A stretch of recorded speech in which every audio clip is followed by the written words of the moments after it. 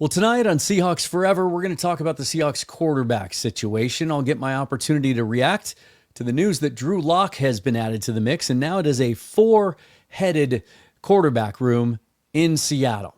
How did we get here? What does it mean? And what's going to happen at the position moving forward? Could a fifth quarterback still be added with the draft less than 10 days away? This is Seahawks Forever. Welcome to the Seahawks Forever podcast. In-depth analysis on everything Seahawks. And now, here's your host, Dan Viens. All right, you guys, be sure to subscribe to the channel if you haven't already. Hit that like button and the bell for notification of future episodes. And if you want to support me and the channel, all the different ways that you can do that are listed down below and linked in the description. Let's get right into this. I didn't get a chance to react to this on Friday when news broke that Drew Lock coming back to Seattle for a second tour after a one-year stop with the New York Giants, a 2-year contract that could pay him up to $5 million. Why does it make sense? And what's going on with the rest of the quarterback room? We always love to talk about the signal callers. Of course, they garner the most attention, and thus they also seem to elicit the strongest opinions from fans because it's obviously, you know, the central focal point of everything that happens on a football field. It's they have the ball in their play to start, or in their hands to start every play. And we all learn more about the quarterback position than we do any of the others because most of the things that happen there are the most obvious and not the easiest to figure out, but we do form strong opinions. So what I thought I would do is I would start at the top and just kind of work through the depth chart and go over the reasons that I think each of those moves make sense in a vacuum and kind of in the context of the whole quarterback room. And then where I think it's going to head between now and the beginning of the season.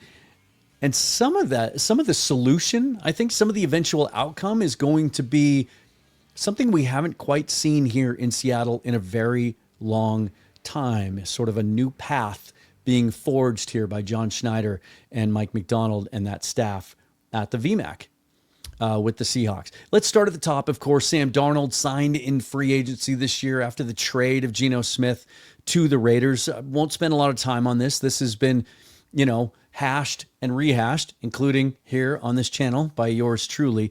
But I think it's important to just sort of start there and then work through the rest of it. We did get some added context last week when we heard from Geno Smith. We saw the contract extension in Las Vegas. We heard from Pete Carroll and John Spytek. And so we kind of have a better understanding now of all the details. It was just concepts that we were hearing about before when John Schneider was talking about how that all went down. And it's well known by now that it was a very, very short negotiation. The Seahawks made an offer to Geno Smith's agents at the Combine. Then they were not given a counteroffer. They rejected the Seahawks' first offer, and very clearly the Seahawks were so set on that offer, right? They didn't play that game that you play when you go to 70% of the car dealerships in this country. We've all been through this, right?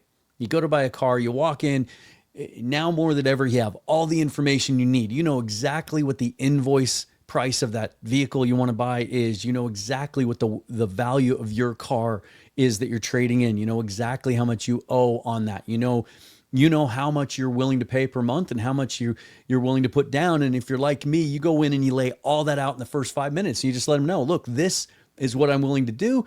Anything different than this, and I walk. And yet 70% of them will still say, I'll be right back. And then they come back and they put the 4-square sheet in front of you and they go, I got great news for you, Dan. You got your new car. And none of the numbers are anywhere close to what you told them you were willing to do. And they try to get you to raise your eye level, right? That was not going to happen here. This was a case of the Seahawks made Geno Smith and his agents their first and final offer. This is what we're willing to give you.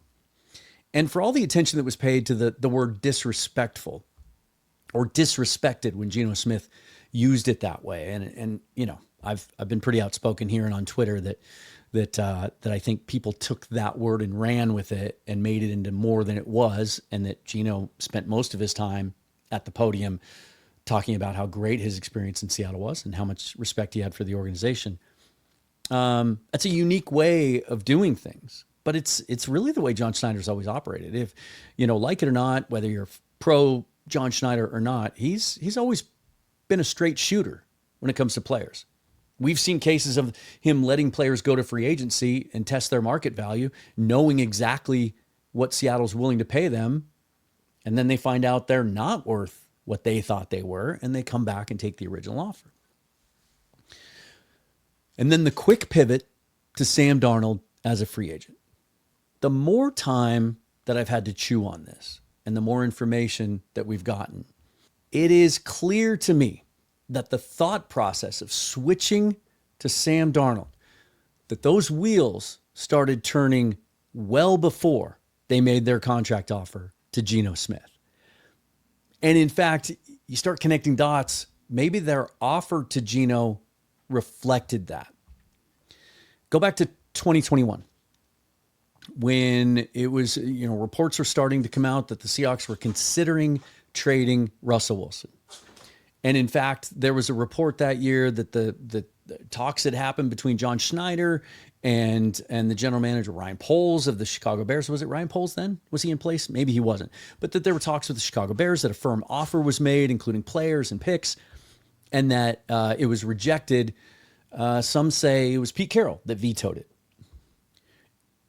At that same time, Jay Glazer of Fox Sports, very connected NFL insider, reported that if the Seahawks were to trade Russell Wilson that season, that their pivot would have been, at that time, to try and acquire Sam Darnold.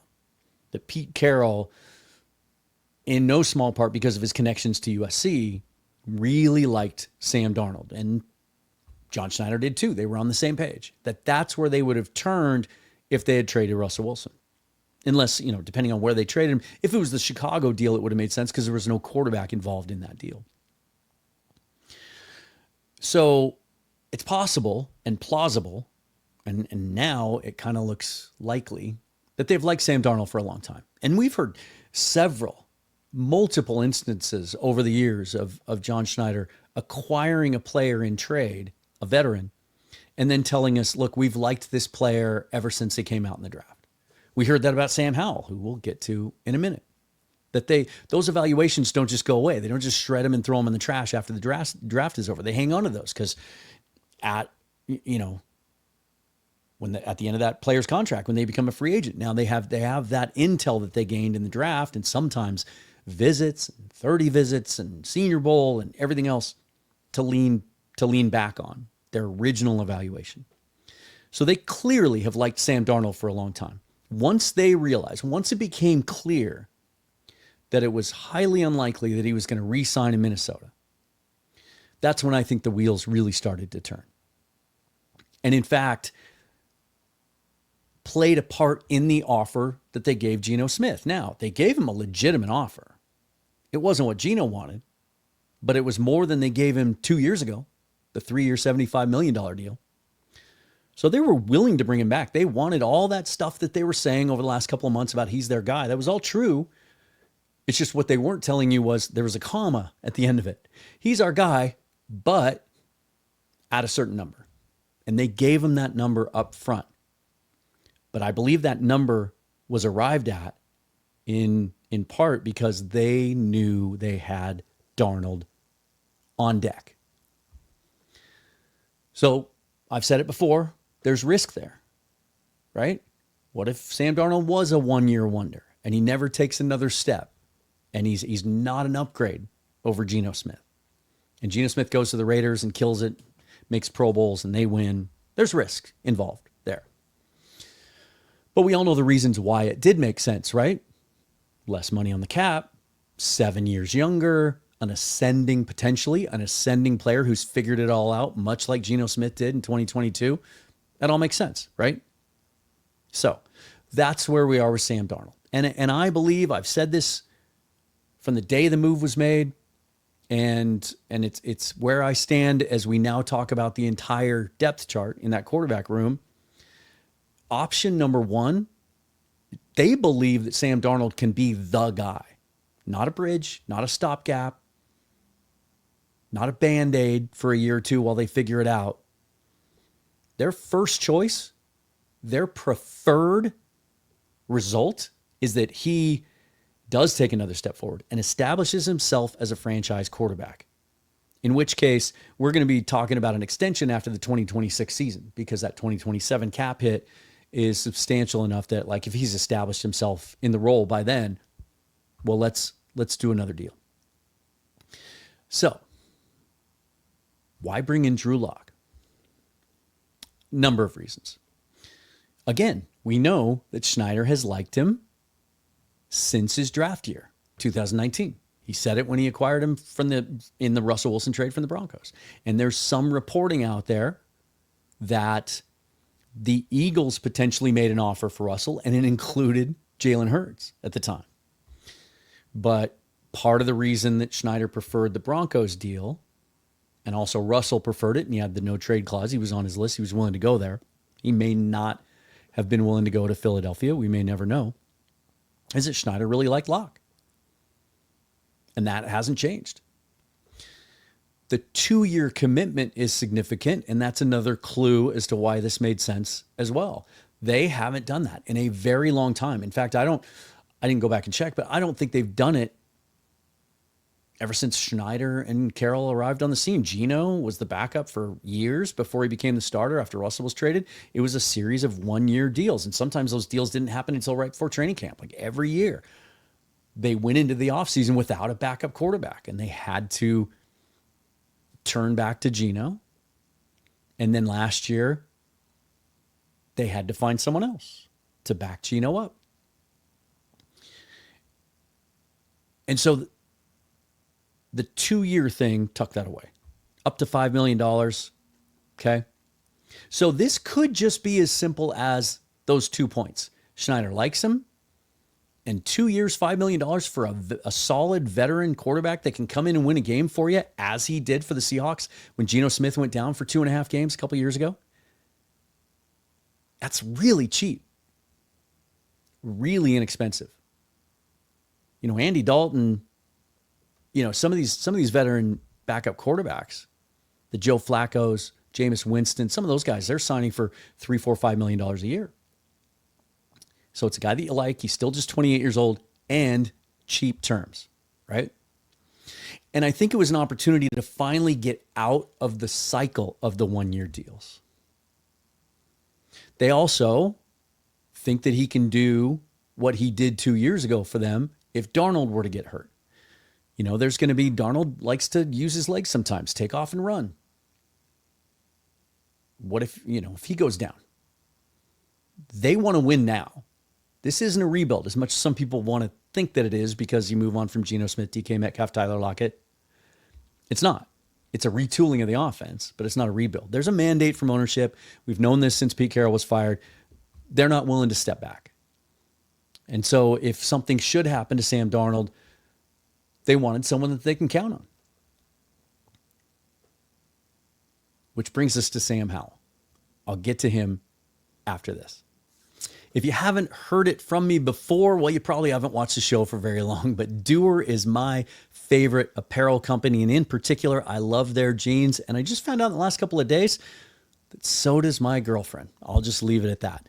And you can now try Doer for yourself at a significant discount. First of all, who is Doer? They're a Vancouver, BC-based lifestyle apparel company for all occasions. They have flagship stores in Los Angeles and Denver, but shopdoer.com right here that you see on the screen, well, you can do everything from the comfort of your own home. These are those jeans I was talking about. They have 20% stretch. They're incredibly comfortable. They're light. They move with you. Everything they make is from sustainable materials, antibacterial. They're also really breathable, but don't get it twisted. These are built tough. They're built for doing. You can do anything in these jeans. And right now you can get anything on the website for 20% off. 20% off your entire first order by going to this unique URL, shopdoer.com/forever. That's shopdoer, DUER.com/forever for 20% off your first order. All right, so now we're down to the third quarterback on the current Seahawks depth chart, and it's Sam Howell. Clearly, we all know, we all understand where he stands now and why he stands where he stands, because the Seahawks went out and got Drew Lock. And it wasn't just that they acquired him, but all of the breaking news alerts that you saw on social media from Adam Schefter, Ian Rappaport, all of the usual suspects, they were all kind of worded the same way. Seahawks have agreed to terms with Drew Lock on a 2-year contract up to $5 million. He's the Seahawks' new backup quarterback. Like, just like that, Sam Howell was demoted to third string after a year ago. There were some people who thought they might have been acquiring him with an eye on him possibly being a future starter. When the deal was made, I certainly felt that way. And that was based on two things. One is my evaluation of him coming out of North Carolina. 2 years before that, I liked him. Thought he had great upside. Liked his skill set. Liked what he did in Washington as a full-time starter despite not getting any help from his offensive coordinator. An offensive coordinator who was so bad he can't even get a coordinator job in college now. He's coaching quarterbacks. They dropped back and threw it 70% of the time. Shotgun, no play action, porous offensive line. It was a bad situation for any quarterback, especially one starting for the first time in the NFL. But I thought he showed flashes. At one point mid-season, led the league in passing yards. We also know that he led the league in turnovers. But there were some pretty easy excuses you could make when the deal was made. And honestly, and you've heard me talk about this concept a lot, but if you look back at the Sam Howell deal and you think, well, that was a waste. That was a waste of draft picks. That was a waste of time. I vehemently disagree with that. Based on the Rich Hill trade chart, the trade value of the two pick swaps, the third and the fifth that we swapped with the Commanders, was about a 4th round pick by their point value. I believe strongly in, unless you have a franchise quarterback or you're drafting in the top 5 with an opportunity to draft a pretty sure thing, and you're stuck kind of in that middle ground, even if you have a solid quarterback, you got to take shots on him. You got to take shots on him consistently. And the price of acquiring a quarterback is higher than it is to get anything else. Did you know, and this is commonly talked about in regards to whichever trade chart teams tend to use. Some still use the old Jimmy Johnson one. Some use the Rich Hill one, or they've developed their own. Now that all these teams have analytics departments, they probably have, some of them have their own formula. Over the Cap has developed their own. That it's universally understood or agreed upon that there's about a 20% tax. If you want to move up to get a quarterback, we're not looking for exact point value matches on the trade chart. You're going to have to pay more if you want to come up and get a guy like that, because it's that important. The position's A, that important, and B, so freaking hard to find. And then there's the whole other subject matter of how hard it is to develop them once you do find them. And so an early day 3 equivalent pick to take a shot on a guy that just started 17 games, threw for 4,000 yards and has upside and is 24 years old, was younger than a lot of the guys that were coming out in the draft last year. I absolutely thought it was worth a shot at the time. Just like it was worth a shot when they traded for Charlie Whitehurst. Just like it was worth a shot when they signed Matt Flynn. Just like it was worth a shot that they drafted Russell Wilson in the 3rd round, even though he's 5'10". One of those 3 shots worked. Just because the other 2 didn't doesn't mean they weren't worthwhile acquisitions. Look at the hit rate on top 5, top 10 quarterbacks historically. It's bad. You have to take more shots to increase your odds of finding a good one. And so he's clearly now not in their plans any longer. They don't see him as a guy that could potentially be a franchise quarterback or a starting quarterback long term. If they did, they wouldn't have got Sam Darnold in the first place. I mean, there's that part of the conversation. They certainly would not have gone out and signed Drew Lock. They had him in their program for a year, even though it's a different offensive coaching staff now. Mike McDonald saw it. Everyone saw it. Reporters saw it. It looked good in the preseason games, but we heard about all the struggles in practice. And then we saw in limited opportunity when Geno went down in the Green Bay game, he came in the second half and was terrible. There's a conversation to be had about how Ryan Grubb did him no favors either, kind of be-enemied him. I just made a verb out of that. He be-enemied him in the second half, just didn't run the football, couldn't protect him. It was something like 11 consecutive pass plays at one point. Like there was no shot, right? So they realized they needed a guy. So they're going to shop him. Now, is there a market for him? I think there could be, but things would have to fall a certain way. Now, there might be one fairly obvious one at the moment, and I'm going to give credit to Jeff Simmons on this one. He tweeted shortly after the deal that he thought Minnesota made a lot of sense. Now, remember, Minnesota was considering and actually made a firm offer. It was a one-year deal. They offered Sam Darnold a one-year deal to come back again, even though J.J. McCarthy, they view him as their franchise quarterback, but coming off an ACL, and there was even a little bit of a complication. They had to go in and do a little cleanup again, although now it sounds like the rehab's going well, and they intend for him to be the franchise quarterback. At some point, he'll take the reins in 2025, if not week one.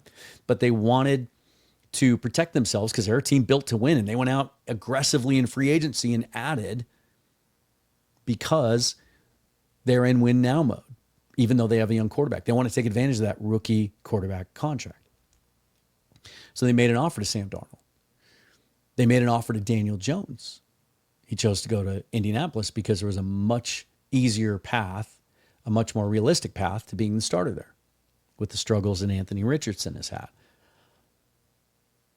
And then there was talk of Aaron Rodgers. Sounds like that deal is not going to happen. And so if they still want a veteran quarterback, Sam Howell's $1 million salary this year. You're not going to find a guy that has started for a full season as recently as he did, still just 25 years old. I think he's a fit in that offense. I think Kevin O'Connell feels like he can get the best out of any quarterback that he needs to turn to. Might make some sense there. But I think we're talking about I mean, obviously a day 3 pick, maybe even a 6th or a 7th, maybe a pick swap, something to get some value. And I think it's going to depend on kind of how the draft goes. Not specifically for Minnesota, but just as far as his entire market goes. We've heard about this quarterback draft class, lots of mixed opinions on it. I'm higher on it than others. I think as we get closer to it, we study these guys more, I've been cautioning you for a while not to fall for the old narrative from last summer that this was going to be a bad quarterback class and actually look at each of the individual players. And there's some upside there. And for the first time in a few years, there's going to be quarterbacks from this draft class that are available kind of at every level of the draft. If you're a team looking to spend a second or a third or fourth, fifth, sixth, seventh round pick on a quarterback for whatever reason, however your quarterback room is stacked, well, there's going to be a guy available in this draft. Whereas, last year we had the 6 go in the top 13, and then we didn't have another quarterback taken until the 5th round, Spencer Rattler. That's kind of been more the rule than the exception over the last 7 or 8 years, it seems like. The teams that really need one push them to the top of the draft, and then the other guys that weren't good enough to be considered at the top of the draft, they fall until, the value in the 3rd round is such that it's worth taking a shot on these guys. I think if there is a trade to be made on day 3, I think we might also be talking about 2026 draft capital here. Maybe a team, maybe Minnesota, throws a 5th rounder at Seattle. Maybe it's a conditional 5th that can become a 4 if he achieves certain playing time parameters, things of that nature, or a 6 that can become a 5. You're not going to recoup, most likely, the 4th round value that you paid to get him. Does that mean it's a failed trade? Not in my book because of what I've said. I think it's worth taking shots. You're going to fail. You're going to miss. But you can't hit the shots you don't take. Was that Wayne Gretzky? I think it was Wayne Gretzky, right? You can't make the shots you don't take. Okay? And at worst, what did the Seahawks get? They got a backup quarterback last year that started 17 games the year before, threw for 4,000 yards, and cost $1 million. It's a shrewd move. Now, there's a fourth quarterback on this. Before I get to that, one other note. Because the question from some fans is, how could they have been so wrong in their evaluation of Sam Howell? And that's a fair question. And we see this a lot. We see those first-round busts, and they never, ever get back on their feet. We're seeing it out of that 2022 class, right?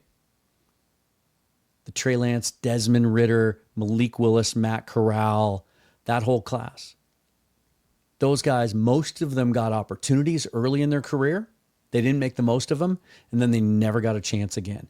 Sometimes young quarterbacks just get broken. It's such a sensitive developmental curve and process. There's such a high margin for error and for young quarterbacks because it's such a hard elevation to make. It's such a hard promotion to earn, to go from the college game to the pro game, that if you're not set up for success with what's around you, coaching staff, scheme, play caller, offensive line, weapons, the margin for error is so high. If it doesn't go perfect at the beginning, these guys, their wiring just gets screwed up. And some of them can't overcome that. Remember Sam Darnold on Monday Night Football for the Jets when he was mic'd up and he got caught saying, "I'm seeing ghosts"? That sure didn't look good for him. Now he was able to move on and bring himself to where he is now, 5-6 years later. That's to his credit.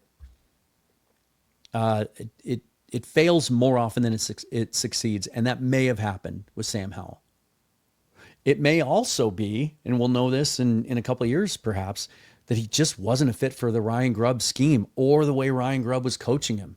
Maybe he just didn't get it, didn't understand it, didn't like it, didn't feel comfortable in it, and maybe he'll go somewhere else and become Sam Darnold. We'll see. But there is a fourth quarterback, and that's Jaren Hall, right? And it's not nothing if you think, Jaren Hall doesn't figure into this at all. Jaren Hall is not nothing. And here's why I say that. They signed him last year. They had him on the practice squad. They elevated him to the 53-man roster the last couple of weeks of last year when there was absolutely no need to. Geno was healthy. Sam Howell was healthy.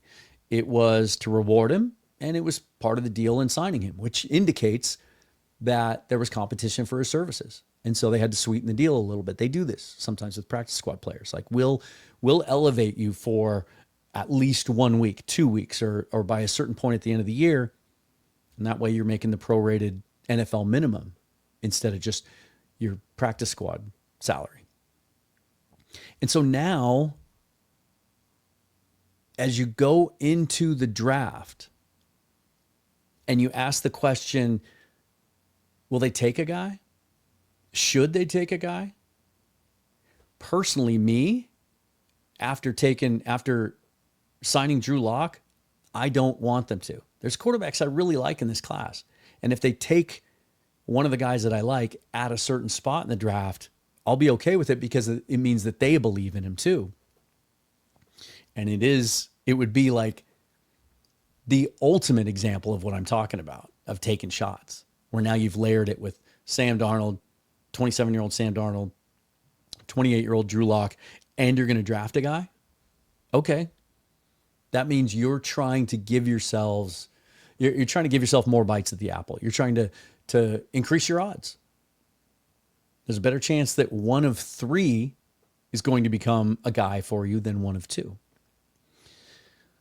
But I think the deeper we get into the draft, if we don't see them draft a quarterback, if we get to day 3 and they're in the 4th round and there's a guy like Quinn Ewers on the board at a certain point, And especially this, we'll have this conversation as we get into day 3. If we feel like in those first 5 picks or more, if they acquire more, if they've checked the major boxes we want them to check, right? If they've acquired that starting guard that they need, if they've acquired a wide receiver, and then as I've gone through my priorities of those first 5 picks, and I'll do a show on this before the draft, there's some other position groups that I'd feel much more comfortable taking a shot on a quarterback in the 4th round, for example, if I feel better about the top 5 picks. Does that make sense? But once you get to that point and Quinn Ewers is on the board, you're going to look at your grade and you're going to compare it to not just in a vacuum, but to Jaren Hall. Do we like Quinn Ewers more than Jaren Hall? Do we think he has more upside than Jaren Hall? And if you're asking yourself here, Dan, why have you been talking about Jaren Hall for 5 minutes? He's meaningless. It's not nothing that they called him up at the end of last year, knowing it would cost them more money, and then immediately at the end of the season signed him to another futures contract, and that he's still on the roster today. They didn't release him as soon as they signed Drew Lock. They have 4 quarterbacks right now. That never happens in April. The Seahawks never have 4 quarterbacks on the roster in April. In fact, the norm for them in April is usually 1, and they don't sign their backup until later in the offseason. 2 max. Sometimes they don't add a third at all. Or they'll throw a guy on the practice squad like Holton Ahlers, and he's not really a legitimate prospect, and they haven't committed a third roster spot on the 53 to a quarterback in a long time. So I think that's got to be the mindset now when you get into day 3, right? That's the position they put themselves in. I think it's smart. I think if anyone looking at this and saying, wow, it doesn't seem like they have a plan, they're just throwing darts at the dartboard. Well, we'll take a shot on Sam Darnold. I think it's more than that. I think these are guys they really like, the top 2. It's the most interesting quarterback room the Seahawks have had, I think, since the year they drafted Russell Wilson. When they had signed Matt Flynn in the offseason, they also had Tavares Jackson. That was an interesting room. We didn't know how it was going to turn out. We didn't know if Russell Wilson was going to make the team. We thought Matt Flynn was going to be the week 1 starter. And then lo and behold, after the Denver Broncos preseason game, Russell was named the starter. That was crazy at the time. Drew Lock's not going to beat out Sam Darnold. He's not. And he made $5 million for 1 year last year with the Giants. He has a chance to make $5 million over 2 now with Seattle. So the market just wasn't there for him, despite the fact that he played the best game of his career in the last game of the season for the Giants last year, right? 4 touchdown passes, 1 rushing, 300 yards. I think he threw a pick too. He looked really comfortable in that Brian Daboll offense. Although some of those plays were kind of ad-libbed and improv. I think he's a great fit for this Clint Kubiak system. I think he throws well on the run. He's really athletic. If you don't believe me, go to YouTube and type in Drew Lock high school basketball highlights. Dude was a hooper. He's a good athlete, right? And then there's this. At the end of all that, taking everything into account that I just said, if the quarterback play as a whole in 2025 isn't good enough, then in 2026, provided they hang on to all of their native picks, maybe even add 1 or 2 if they have an opportunity, Sam Howell could help them achieve that. We'll find out what happens with Reek Woolen if they were to take a corner high in the draft. I think there might be some opportunities to maybe, add day 3 picks next year in the draft. Well, then you have another opportunity then to move up and take a guy if you want to. It's supposed to be a much better quarterback class. I'm fascinated by it. I can't wait to see it. Preseason football isn't what it used to be, and by and large, it's much more boring than it used to be. But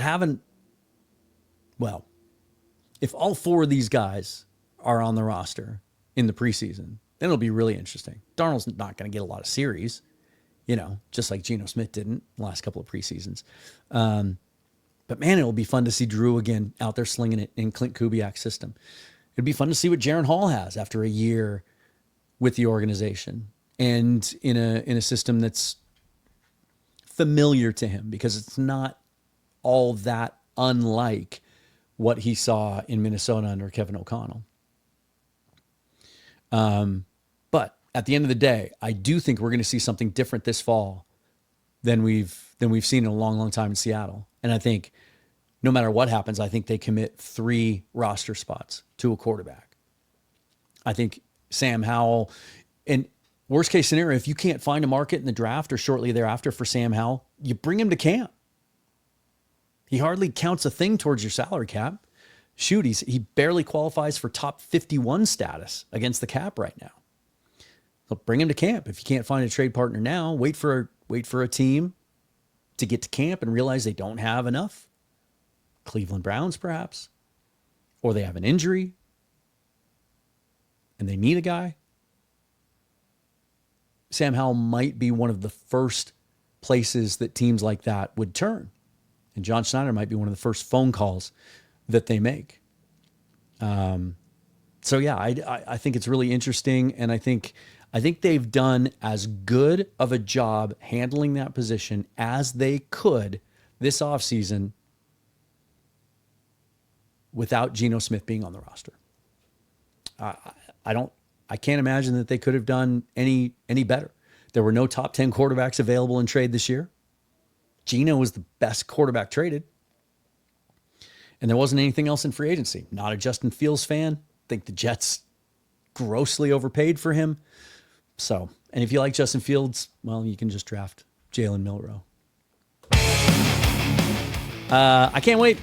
I can't wait to see how it all plays out. And I can't wait to see how they handle the quarterback position in this draft. Again, I'd say if I was putting a number on it right now, I would say it's 70-30 that they don't draft a quarterback again this year. Maybe it's a little less than that because they have those 2 late 7th rounders. And sometimes those can really be useful if you're in the process of trying to recruit your undrafted free agent class and there's a guy that you like, but you don't think you're going to be able to sign him if he goes undrafted because the competition is too fierce in your room at any given position. So those 2 picks at the end of the 7th round, if a guy falls that they like, Seth Hennigan or a Curtis Rourke if they like him, although I don't know if he's athletic enough to play in this system. Take your pick. Any of those guys that you like, a Riley Leonard, if he's still there at the end of the 7th round, right? And you don't think you'll be able to get him in undrafted free agency because they look and they go, Darnold, Locke, like I'm not going to crack that rotation. Use a pick on him. I do think it takes them out of a quarterback pick in the first 2 days. I really do. As much as I've tried to talk myself into, I did a whole episode on it, the upside of Jalen Milroe and stashing him for a couple years, trying to develop him, see what you can get out of him, or a McCord or a Will Howard or one of those guys on day 2. I don't think it makes sense given the quarterback room that we just discussed. Follow me on Twitter at Seahawks Forever and Blue Sky. Tell me what you think of the current quarterback situation in Seattle. Do you still want them to draft a guy? And if so, I don't want names. Tell me what round you'd be comfortable that they take any quarterback in this year, given the room that they have at the moment. Subscribe to the channel, hit that bell for notification of future episodes. If you want to support me and the show and the channel, all the links for you to do that and all the different ways you can do it are listed down below in the description. Until next time, when we come back tomorrow, I'll lay out my entire schedule that'll take us through to the draft, let you know what kind of content we have coming up. Locked all of that down today and can't wait to see more of it. So until then, forever and always, you guys, go Hawks.